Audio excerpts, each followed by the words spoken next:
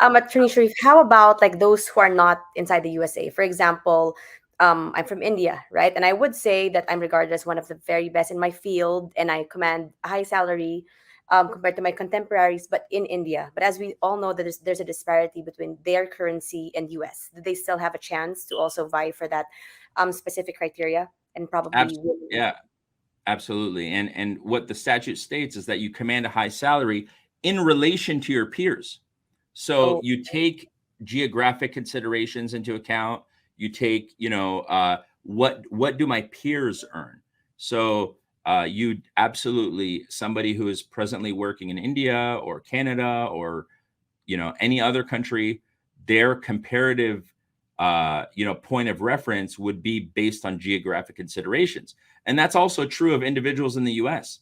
If you are in we've done a lot of cases. I could say this because it's such a big organization. It's not like we're revealing any confidential, but we've done so many successful EB1A cases for folks at Walmart. Well, guess where Walmart's headquarters is, right? It's in it's Arkansas. Arkansas. Mhm. Yeah. So there's not a lot of highly paid software engineers in Arkansas, right? So if somebody's in Arkansas earning $220,000, it's not the same thing as someone in San Francisco earning $220,000, right? So that becomes a very, very important factor. So that's why, again, it goes back to getting, right, an attorney who can actually tailor fit, right, every single detail, because every single detail counts, right? It doesn't just Absolutely. matter that I have a strong W-2, I compared it with my friends, I have a higher W-2, but that's not enough, Yeah. right? It has to be somebody learned who can specifically argue on your behalf. It's funny. So, People have come to me, as you know, and they say like, "Oh, here's my case. Here's my EB1A case. It was denied. I think the problem is I filed premium processing, or the problem is the Nebraska Service Center."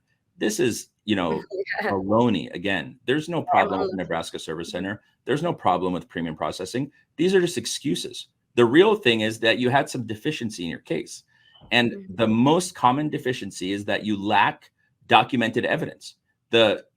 The regulations clearly provide that you must demonstrate your case using extensive documented evidence, right? Well, just putting forward a W-2 saying my salary is $250,000 is not extensive documented evidence. Your case will be denied. It will not be, approved. Now, you could take the same W-2 and support it with extensive documented evidence, with analysis, with explanation, with a very robust and, like I said, sophisticated approach. Then your case will be approved. Why? Because you provided extensive documented evidence, you provided analysis, and you explained the relevance of the information. That's a very, very different thing. So when somebody says, "Oh, my cousin works at such and such company, and his EB1A was denied or his NIW was denied," then I don't think I could get it approved. And then we take the case and prove otherwise. That's the reason. It's not like we're putting some magic spell on the officer or the adjudicator. We're just providing extensive documented evidence and sophisticated analysis. So, like, would you also say, attorney, like, for example, I filed for an EB1A and I'm trying to claim high salary. I have my W-2, but then at the same time, I present you with a letter saying that my salary is at 500,000 now, and then in 3 months after filing the case, it'll become double. Will that help? Or No, it doesn't matter. You need to demonstrate that you meet the criteria on the day of the submission. So, oh, many people are always in a hurry to file their case. I'm so in a hurry to file my case. I'm in a hurry to yeah. file my case, file Mhm. my case, file my case. And the reason why we may not want to file your case is because we're not in the business of filing a case. We're in the business of approving the case. The case. And getting a case approved and getting a case filed are two different things.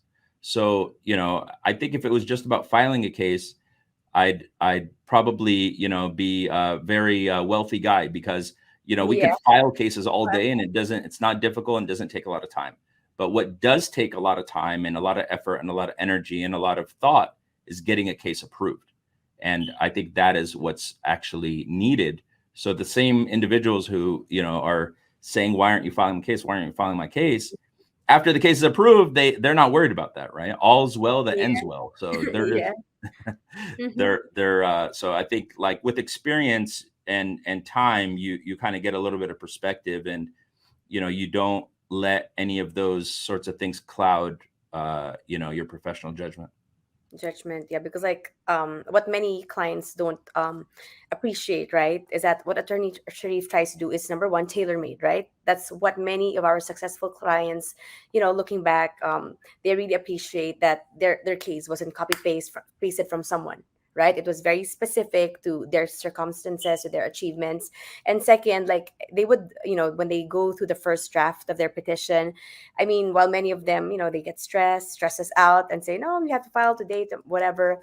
They will only get to appreciate it when they realize, okay, it's an approval because we filed the case in an airtight manner, meaning whatever questions the USCIS might come up with, right? We addressed it through the petition itself. Indeed. And in fact, sometimes like there are cases where the first draft is really good. Like it's super solid. There's not much we can do to make it better. And we go ahead and file the case. But it's often the situation where, we present a first draft, right? That has been made for like an EB1A or a national interest waiver. And the client is like, wow, this is amazing. This is the best thing I ever read. I can't believe this is me. This is just phenomenal. And I'm just like, look, that's not what I want to hear from you. I want to find out where can we make this better, and then I'll take it back and I want to work on it for another, several weeks, and to improve it, even though they're satisfied with it, because I want to make sure that we deliver the goods at the end of the day, and that the adjudicator is satisfied with it, because that's what actually matters